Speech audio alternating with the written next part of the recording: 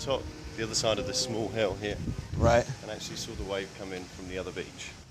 So I hear it, walk out, walk down the side of the reservoir area there and see it. Turn around, double back, up the hill, as I said, the wave washed past. So you went down to the reservoir? I went down to see what was going on because I could hear you heard all the screaming noise, and stuff, yeah. And I could see the palm trees sort of doing this. I thought, you know, there were people running past me already. Right. You know, like lots of people running, but you know what people are like, they panic quite easily. So yeah. I wasn't that bothered, and then I was like, wow.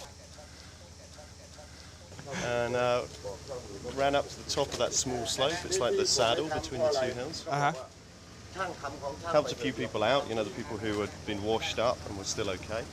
Got people clothes, or loads of naked people. They just been washed out of bed, yeah. I then decided to come over to this side of the island to see if there was anybody who could give us a hand, right. imagining that this water had only affected one side. And right. of course, when I came down here, it was impossible to walk through here, yeah? There was still water running off. Yeah, yeah. And actually, as I was walking, another wave came in, not as violent. Right. And I had to wait somewhere, in one of these buildings, standing on the counter. So you were right here? Yeah, and then that was the set for the second wave, or maybe it was the third wave, I don't know. Right. This is the bungalow I was in right here. I can't believe how good it looks now. They've rebuilt it. The left walls of all of these were washed out. I know. Yeah. Gone. The wall's gone, the door was gone, and they've actually, and the front walls have gone. That's what saved my life, that wall that came down. Allowed you out? Yeah. I was in bed right there, and I felt something woke me up around 8 o'clock. But I was still hungover from that. It was Christmas night, you know? Yeah, I know. I was partying all night.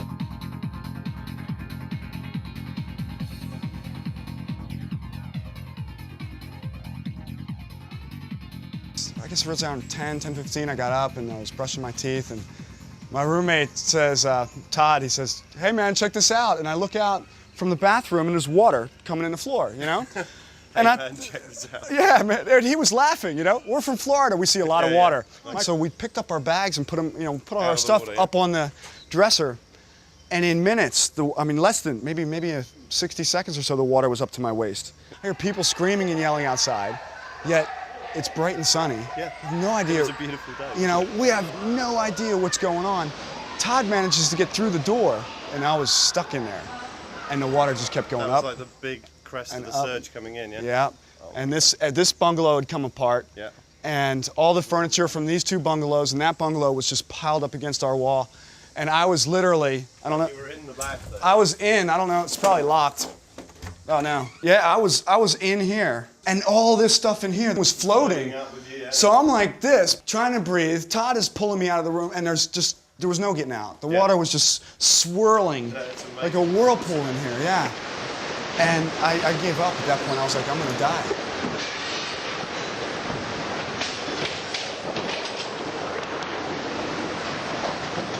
And the water just kept going, and it went over this. Yeah. And I couldn't see Todd anymore, and it was dark. Yeah? That was it. You know, I thought. And then what? I didn't even stop to think that there's air up there. Yeah, there's an A-frame up there. Yeah. But I thought when the water was like 6 inches from the top, I said, that's it. I'm done for it. There's no getting out of here. And I went under a couple of times, and I remember thinking, man, at least I got to see Kopi P, you know? And as like these thoughts are running through my head, and it was probably a matter of seconds, it felt like hours, this wall came down right here.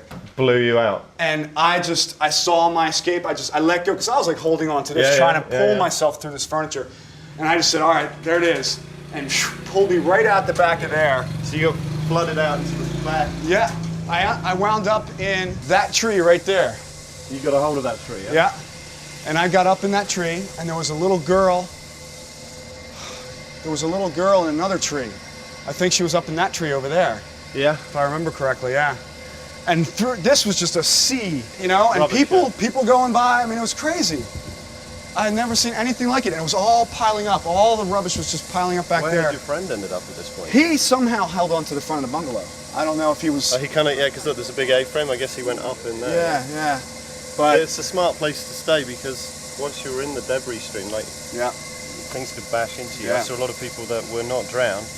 They were knocked unconscious. Yeah, and that's exactly what happened to me. All the furniture started piling up against a tree, but I was lucky enough to be able to climb up and that was my perch. And I think in some cases people, if they were still in the water and they tried to hold on, it was probably better for them to let go and go with it. Yeah, because the impact of some of that stuff. And then the water went down in minutes. You know, it was gone.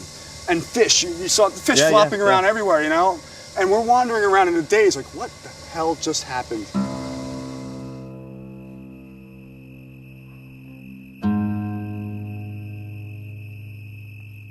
It was incomprehensible, basically. And I had no idea the magnitude of this thing. We thought something happened. I thought Kopipi is sinking. And like, something happened, the island is sinking, you know? And then the second wave came in and just, we watched it roll right over the town. And then it came back and it took debris and people, there were people riding the debris.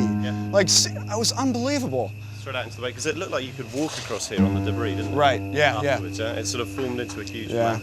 It did.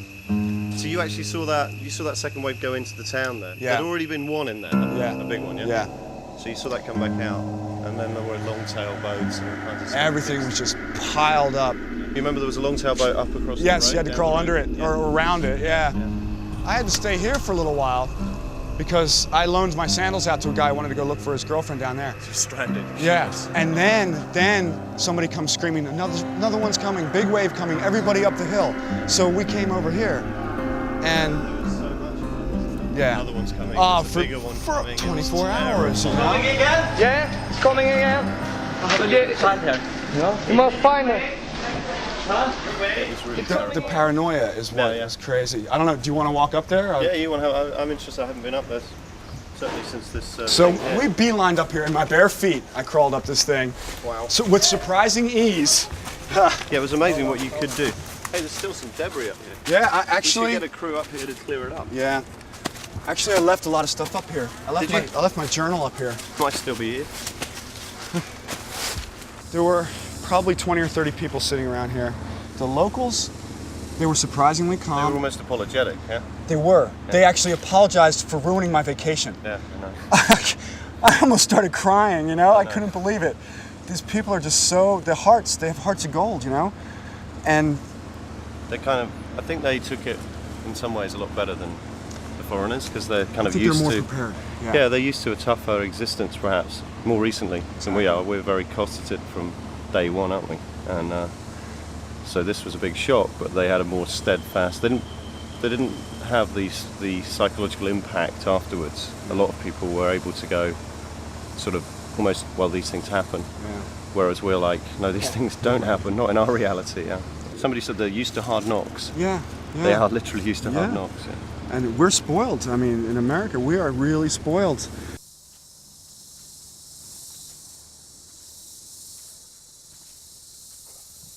One of my books. See Tim from here? Sitting right here. That's my washcloth right there. This is where you dumped your bag, basically, yeah? Yeah, a friend of mine is an author, wrote this book, and I brought it with me to read while I was here. And, wow, that's crazy. Tom Reagan. Yeah, he's a famous author in the States.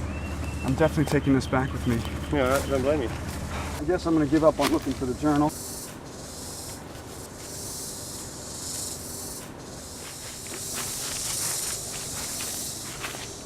Quite strange to think like where you were, where I was, what was going on. Yeah. Nobody knew really. We were like in two separate worlds running parallel, you know? Exactly.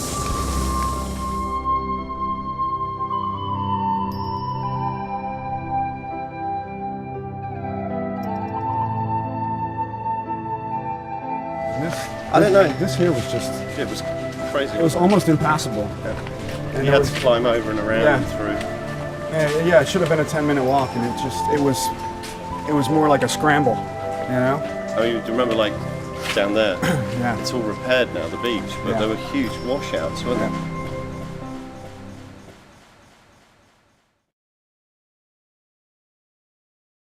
I think before I really started to go out and try and help carry people, it was some time before that reaction set in. It was at the point where I realised, okay, we had somebody up there.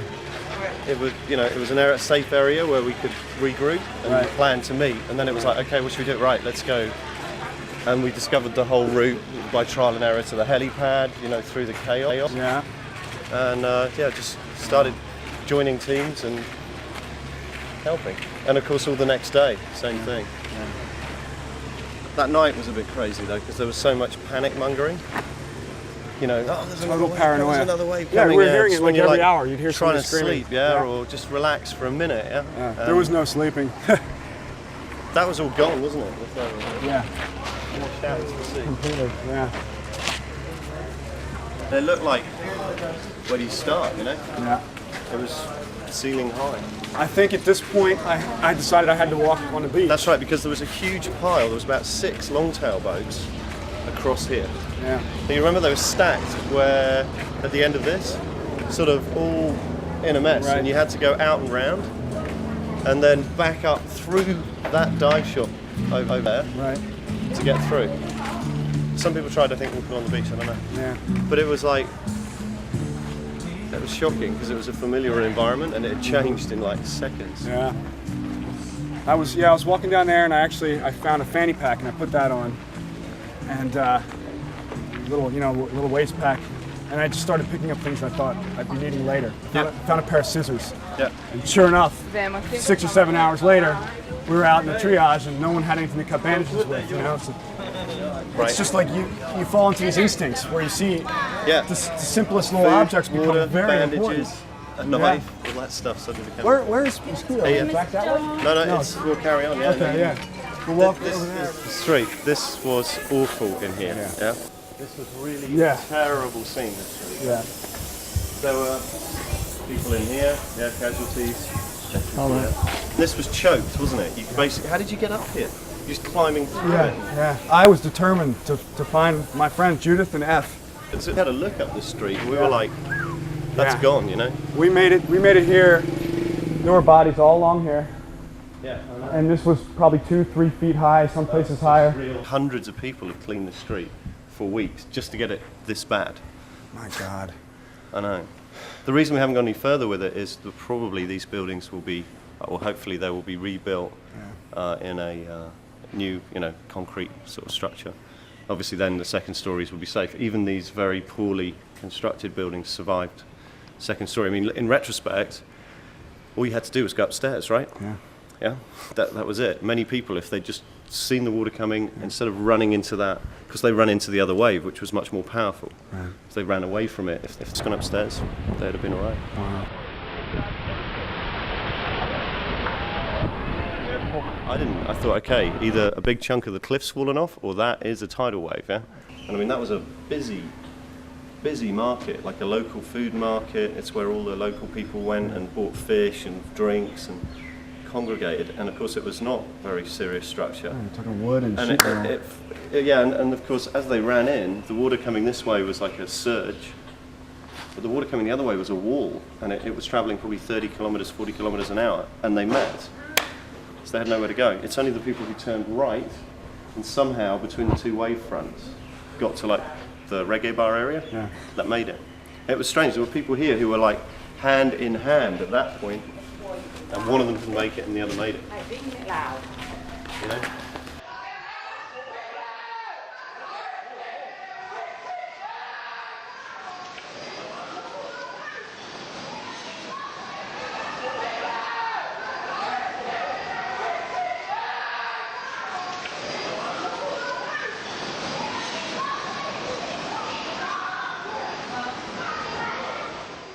Somehow we ended up in that big clearing over there that was like...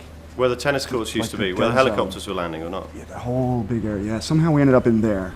Right, yeah. And, You realise that was bungalows before, yeah? yeah, I know.